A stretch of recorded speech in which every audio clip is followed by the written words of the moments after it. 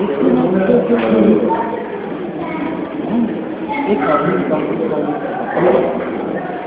много да се забравя да се нещо по слово.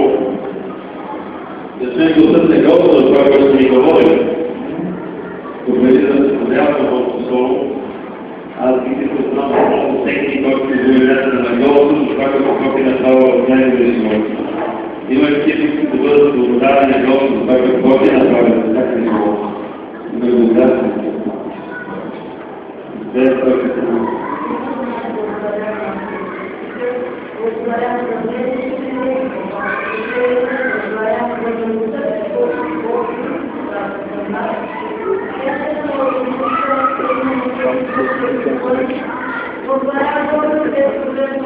приказват слушки. Говори какъв ми е, помай. Да, хайва, леса си ми забе, си за цвета клюши. Ява твърка нас.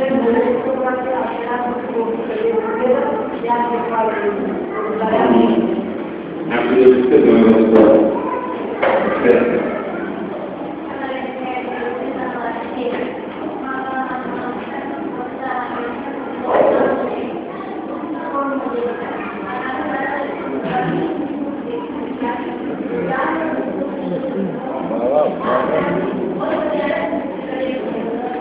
Ами, някой да ме разправя.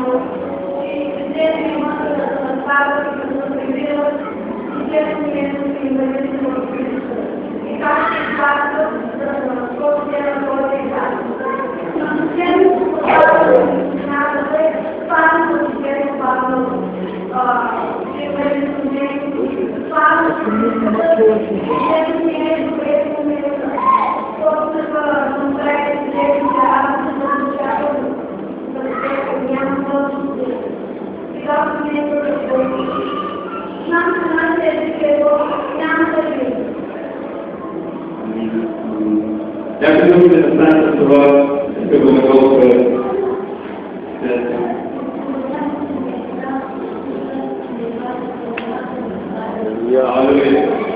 Ами, Господи, ако няма да представя говорите на Господа Исус на мен, нека да се молим за Божествено Слово. Братия, следвайте ги Господа.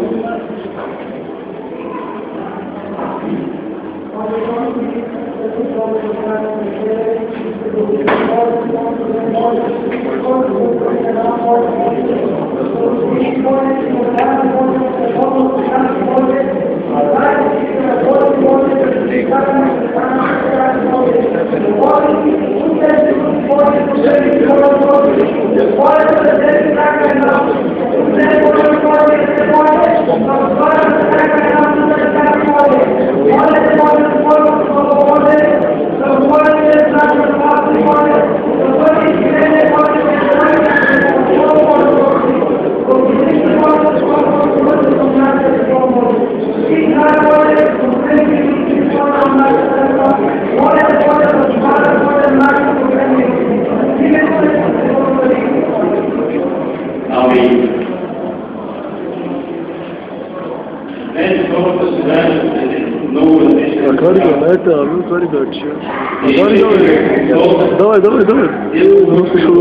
Това, както вие казвате, обновява, той трябва да се промени.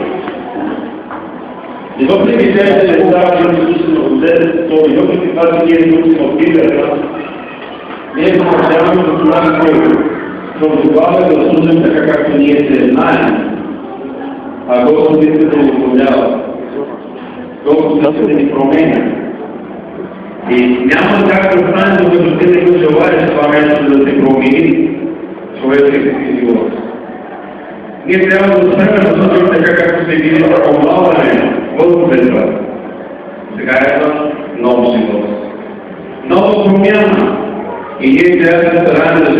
живот, какъв трябва да продаваш на Господа. И днес като имаме при Господите младе, Бог желая повече да не грешиме, да не вършим грях, а напротив, да се стремиме да вършим правда. Днес отново се погледне към апостол Павел. Това, което апостол Павел ще се дава всеки ден от нас. Как човек трябва да се поуправлява това, и т.е. как човек повече не трябва да върши грях и неправда, а напротив, да живее се на Бога и в неговата правда да бъде. Защото не можеш след като сме избрали да служим на Господа, да служим и на противника. Много пъти се чува реката и правда, как е възможно човек да бъде от нашия малкватка или да учива вода. Това не е възможно. Но за това днес апостол Павел ни говори за едно признание, което ще предвидим сега, и ще види как човек трябва да живее подобаващо на Господа. Трябва и той още, когато го отследят, да остане по този грях и да продължава да върши грях.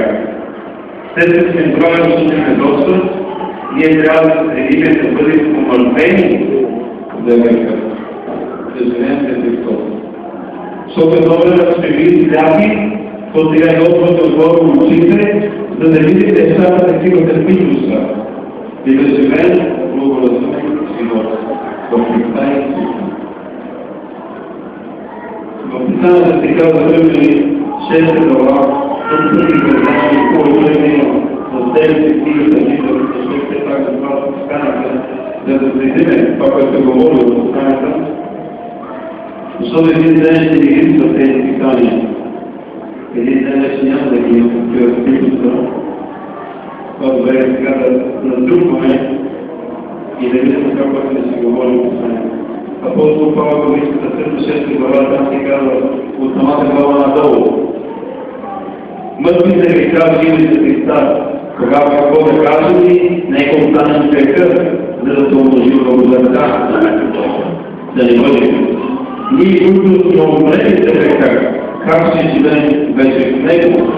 И да не знаете, че ние всички, които сте кръстите Исус Христос. Кръстите се смъртта. Затова чрез кръстението ние се кръстим. Погребът се с него смъртта, така както без Христос се кръстим. Отвършно, че чрез славата, така и ние да ходим в нов живот. Амин. След като Писанието ни казва, че вече бяхме умъртвени за греха и като се вземаме към свободата на спасените, как е възможно тогава основно човек да върши грях и неправда, след като се избрали да служим на Господа? Нали Писанието казва, след като сме умъртвени, както и Христос беше умъртвен, то тогава и ние сме умъртвени за този свят. А вече вече да живеем подобаващо така, както трябва към Господа. Ние като човек знаем да слушаме слабост, за който казва как дали се търсят и май и ти. Няма правене, така е. Улиците това трябва да се следиме, да се стараем, да ходим по нещите пътища, да следваме това, което Христос ни казва. И ако това си избегнат светлината и постави светлината, нека основно да не постави светлината, за да закрие светлината, а напротив, да изпъкне светлината в нас. И след като ние избрахме да служим на Господа, ние също трябва да имаме умъртвени, както Христос беше умъртвял. И ако е така, нека се базираме на това и да следваме това, което става да Писанието. Да бъдем умъртвени за греха. Значи да не вършим грях, да не вършим неправда, а напротив, да се стараем да следваме неговото Писание. Защото в него се казва, ако ние слушаме гласът на Господ, така много пъти доказваме, и да благословението. Но когато ни отново се върнем в греха, нападат ни неприятностите на живота ни. Тогава задаваме се много хора, да слушат тези неща в живота ни. Проблемът не е в Господа, проблемът е в самия човек. Защото все още много това става по себе. Казва, защото ако ще се съедини с него средства, подобно на неговата ще се съедини и чрез възпрещението подобно на неговото. Ако ние се съединили в неговата смърт, т.е. да страдаваме заедно с него, ние разбираме какво направил той за нас. И всеки трябва да познава какво направи Христос за него. Колко знава какво Христос да прави, не кръвите за него. А ако съм знал и разбирам, че той пострадва заради мен, който казва неща, къде ти крепа глава. На него ще е наказанието, доказваш нашия гріх. Тоест е нашите грехрешения, взема последните грехрътни, аз съм оправдания. Не си си оправдан с неговата цяла кръв. Не си си умъртвен, знам от Христос, за да бъдеш причислен с числото на спасените. И ако не стигна до тази огромната кръв, от този грях, от онази мъжливост, не е този ти постави Христос да живееш така както трябва пред Христос. Да се изчистваме от всякакъв грех и всяка неправда и да живеем в святостта на Господа. Господ иска всеки един да бъде както е Христос. Така в друг свят, а не си види святи. Ако Христос е свят, нека и да си защитим в Неговата святост. Ще се казва, като знаем това, че нашето старо естество бе над с Него, за да се оживи цялото на века, за да не пробуваме вече на века. Някакви те си какво казва апостол Павел. Павел казва, вижте как ви пърдължи. Сега вече няма си живея, а Христос живее в мен. Преди това ви казва да се разпознахте с Него. Ако вие сте се разпознали с Христос, трябва да дадем лошата греха. Трябва да отекава лоши греха в себе си и да ходи и трябва да се включи в Него и да влезе в святостта на Господа. И ако ние излязахме от това грешно естество, то Господ иска да ни изкара от това святоство. Ние да бъдем облечени в това, което Господ ни обещава. Днес ние сме хора, въпреки това, ние можем да живеем така, както Писанието казва. Как можем да го живеем, когато следваме и слушаме гласът на Господа. Когато ние слушаме гласът на Господа, тогава ние сме поставили човек за живота на човека и той трябва да отговаря за него. Но ако сме облегли Христа, вярваме, че ще живеем с Него. Амин. Аз вярвам, че ще живеем с Него. Защото трябва да си знаем, че ако сме облегли с Христос, то тогава ще бъдем възкръснени. Всеки, който бива омъртвява за Христос, един ден ще се намери в радостта на Господа, който казва да знаете.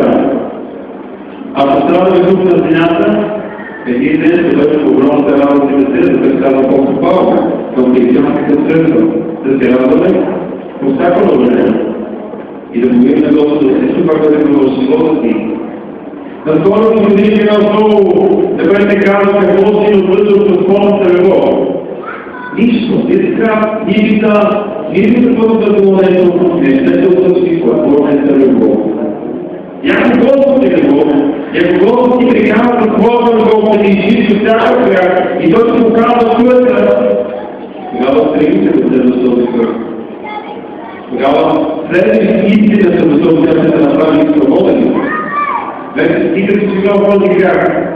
Не е отново да казва с грехът в себе си, а напротив, да прави цялото си да бъде отгоре за Господа, защото апостол Петър казва в първото си писание в Петрово, че тези партия, както в нас, той трябва да бъде чиста и свята, защото в нея живее и свято. И ако бъдете партията ни да бъде свята, то нека да бъде така, защото ако някой сперни Духът Божий и Господ Него се породи. Трябва да бъдете такива, които точно изкървани за Него синове. И там ви казва, девети, знаете ли Христос, като беше възкресен от мъртвите, не умира вече, смъртта няма вече власт над Него. Така и над нас няма да има вече, защото ние следваме образно и следваме Господ в нас. И ние следваме Христос. И ако бъдем омъртвени заедно с Христос, тогава и нас това ще ни последва. Ще имаме живот силен вечен. Тогава вече няма да има нужда да умира цялото ми. Тогава няма да има нужда да има смърт вече. Защото ние ще бъдем в пълнотата на Духа на Господа, ще бъдем от Неговата святост и ще отдаваме поклон на нашия Господ Исус Христос. Защото смъртта, която умря, някой трябва да се кръга също за винаги, а животът, който живее за Бога. Не толкова хора живеят за Господа. Не толкова готови да дадат живота за Господа. Имаме такива хора, които са готови да се страдават за Господа и обикновено да дадат живота за Господа. Може би много хора се задават въпрос как да дадат живота за Господа. Може днес да бъдеш убиван за Господа. Погледнете цялото Писание, разбирате колко хора са страдавали заради Христос. Но днес Господ иска да разрубва живота си буквално. Той иска да раздаде живота си в неговите ръце. Да се направи така, какъвто трябва да бъдеш пред неговото лице. Да бъдеш инструмент на Господа. Нали описаната казва да приличава. Нека бъде това могли с мене. Да му бъдат спокойно на него, а не себе си. Нека да бъдат съдът, който да налива на Словото си. И той никога да не се изчества. Защото ние имаме нужда от това масло. И ние също трябва да бъдем полезен за Господа, а не безполезни. Да не се говореше за безполезни слуга. Нека да бъдем полезни, които да бъдем полезни за Господа. И ако Господ иска нещо да направи с тебе, остави да работи той с тебе, както той иска, а не както ти искаш. Бъди да бъдеш инструмент и да бъдеш слуга на Господите ръце. Защото един ден, когато се въведе неговата слава, така да бъде на малко си бил верен, но много да се поставя верността на Господа. Амин. Така и вие, сидете себе си мъртвите века, а живи за Бога и за Христа. Амин. Мъртви за века. Днес има ли хора, които мъртви за века? Алелуя. А живи за Христос. Амин. Така че днес не трябва да се учили за Христос. И нас това не трябва да ни знаете светът какво прави. Не гледаме човека какво прави светът. Нека да гледаш неговите стъпки, защото те няма да се споменят в плохо състояние, а в плохо време. Напротив, когато гледаме пътят на Христос, когато ние се застъпим за Него и се хванем здраво за Него, пътелето ни е сигурно. Животът ни е сигурен, защото ние сме го победили в сигурни ръце. През Христос можем да намерим всичко това, което е необходимо за нашия живот. Господ не желая злото за нас. Вижте, светът желая най-злото за тебе. Той ще изразява за всички неща. И светът не разбира, че те просветяват от тези неща. Те не разбира, че всяка неща и какво време е. Но ние трябва да не можем за тях, все пак, и не трябва да ги оставаме. Ние трябва да бъдем за тях. Защото Господ е и Бог също на този народ. И Господ не е Христос, за да не бъде спасение от Божия Бог. И те, да не се върнем от нашето първо тяло, за да се покорява на неговите страхи, нито представяйте делата си слаби като оръжие на неправдата, но представяйте себе си на Бога, като живеете под мъртвите и те се притежавате на Бога, като оръжие на правдата. Амин. Не само оръжие на Господа, не си служите за Господа. Не си служите на Господа, така както трябва да бъде. Нека Господа да употреби за Негова слава, независимо от Неговите ръце. Никога не вейте затваря в ръцете си, Господа да употреби. Защото Господ иска да го употреби. Един ден той ще бъде за тебе слава от живота си. Доколко ти се бъдеш Господа да работи от тебе. Ако някой се Господа да работи от него, нека може Господ да го употреби. Докато се Господ казва, искайте да те по-хора, Господ да го употреби. Ако не е тук на това място, то нека Господ да употреби някъде да бъде, нека бъде с неговото остана, да бъде с неговите ръце. Там където ще бъдат конфликти, Господ да те получава и да изпълнят болки чрез устата си. Бъди неговото оръжие.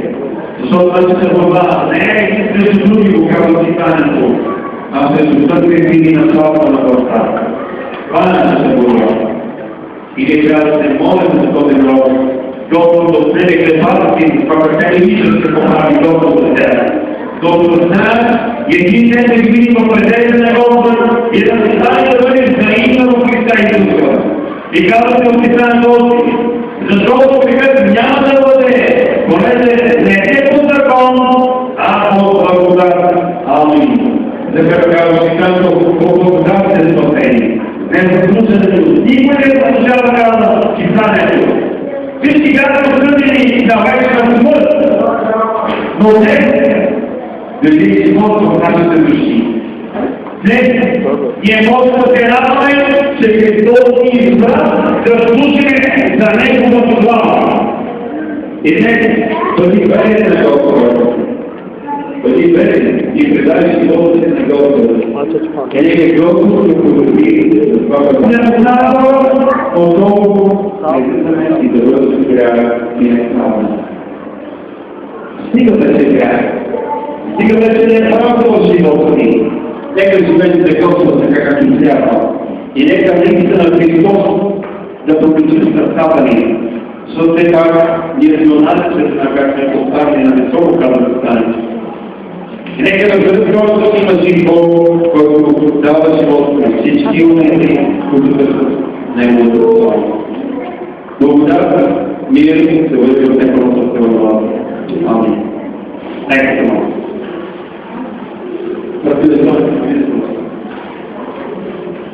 Святи праведни Боже, благодарим Ти за това Слово Ти, което говориш и изповядаш. Нека това, което Той говори, Господи, нека да пази право сърцата ни да даде живот и тези, които имат близа, Господи, до притеение, за да бъдат освободени, Господи Боже. В Тебе, Господи, решители и дарами, моля да се говорят на всяки начин, които са представени.